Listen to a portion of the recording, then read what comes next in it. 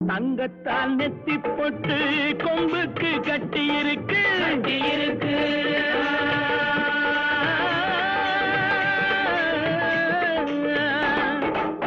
Singapore ஜரிகை பட்டு செவலைக்கு சுத்தி இருக்கு